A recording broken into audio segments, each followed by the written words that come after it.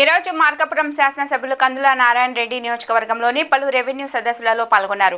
మార్కాపురం మండలంలోని నికరంపల్లి గ్రామం, తుర్లపాడు మండలంలోని సీతానాగులవరం గ్రామం, కొనకమిట్ల మండలంలోని బర్రిపాలెం గ్రామాల్లో రెవెన్యూ సదస్సులో పాల్గొన్నారు. ఈ సందర్భంగా మాట్లాడుతూ వైసీపీ ప్రభుత్వ పాలనలో వైసీపీ నాయకులు పలు గ్రామాలలో, పట్టణంలో విచ్చలవిడిగా భూ ఆక్రమణలో పాల్పడ్డారని అన్నారు.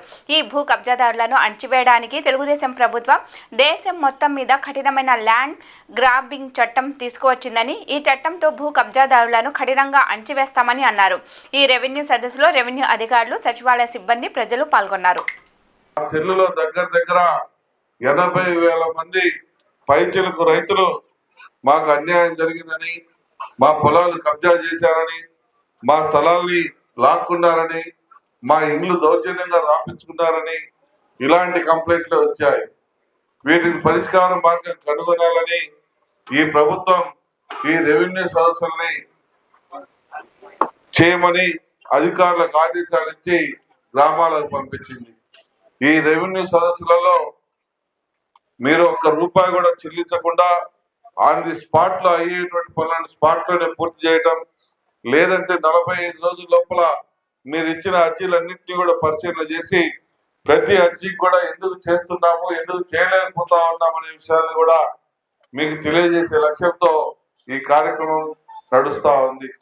దీన్ని గ్రామస్తులందరూ కూడా నిర్భయంగా, ఏమాత్రం భయపడకుండా మీ యొక్క అప్లికేషన్ల ద్వారా ఇది మీ యొక్క సంబంధించినటువంటి ఇష్యూస్ ని అధికారుల దృష్టికి తీసుకొని వస్తే మీకు తప్పకుండా న్యాయం జరుగుతుందని చెప్పి కూడా మనవి చేస్తా ఉన్నా. నేను ఇంకోటి కూడా చెప్తా ఉన్నా, ఈ ప్రభుత్వం ఈ సదస్సుల్ని మీ ముందుకు పంపించే నాటికే ఒక బ్రహ్మాండమైనటువంటి చట్టాలను చేసింది. రెవెన్యూ సంబంధించినటువంటి ఈ రోజు ఈ సభ దృష్టికి తీసుకుందాం మనం చెప్పి కూడా మీ అందరికి మనవి చేస్తా ఉన్నా. ఇవే కాకుండా గ్రామంలో కూడా సమస్యలు చెప్పారు. గోపి, మన గ్రామంలో ఉన్నటువంటి శ్రీరాంపురం ఇలాకాలో ఉన్నటువంటి భూముల సమస్య కానీ, అలాగే గ్రామ కంఠాల్లో ఉన్నటువంటి సమస్య కానీ, అలాగే దేవుడి మాన్యాలకు సంబంధించినటువంటి సమస్యలన్నింటినీ కూడా తప్పకుండా పరిష్కార మార్గం త్వరలో చూపిస్తామని మీకు ఈ సందర్భంగా మనవి చేస్తా ఉన్నాం. అదే కాకుండా ఈ వైసీపీ ప్రభుత్వంలో, గత ప్రభుత్వంలో దుర్మార్గాలు జరిగాయి, దోపిడీలు జరిగాయి.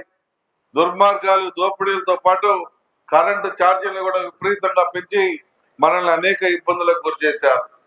కరెంటు ఛార్జీలు పెంచింది వాళ్ళు, ట్రూ అప్ ఛార్జీలను వంకబెట్టి వేల కోట్ల రూపాయలు వసూలు చేసింది వాళ్ళు, వసూలు చేయమని జీవోలు ఇచ్చింది వాళ్ళు, డిసెంబర్ నుంచి వసూలు చేయమని చెప్పి ఎప్పుడో 2 సంవత్సరాల నాడు జీవోలు ఇచ్చి ఈ రోజు రోడ్డెక్కి ధర్నా చేసే పరిస్థితికి వచ్చిందంటే పిచ్చి తుగ్లకుల పరిపాలన ఏ రకంగా ఉంటుందో గతం ముఖ్యమంత్రి చూపించాడని కూడా నేను మనవి చేస్తా ఉన్నా. ఎందుకంటే వాళ్ళే జీవోలు ఇచ్చి వాళ్ళే ధర్నాలు చేయమని చెప్తా ఉన్నారంటే, వాళ్ళ జీవోలకు వాళ్ళే ధర్నాలు చేసుకునే పరిస్థితి వచ్చిందంటే ఎంత దుర్మార్గమో, ఎంత దుర్మార్గంగా పరిపాలన చేసిందో ఒకసారి ఆలోచన చేయండి. 1,29,000 కోట్ల రూపాయలు ఈ కరెంటు ఛార్జీల వల్ల పేద ప్రజల మీద భారం పడింది. వాళ్ళ యొక్క చేతగానితనం వల్ల ఈ పేద ప్రజలు ఈ రోజు ఇబ్బందులకు గురవుతా ఉన్నారు.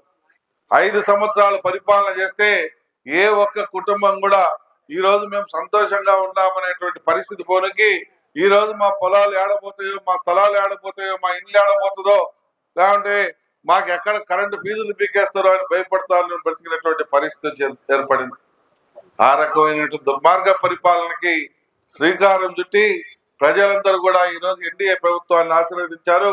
ఈ ఎన్డీఏ ప్రభుత్వం అనుక్షణం కూడా మీకోసం ఆలోచన చేస్తా ఉంది. గతంలో పెన్షన్లు తీసుకున్నటువంటి వాళ్ళు ఉన్నారు.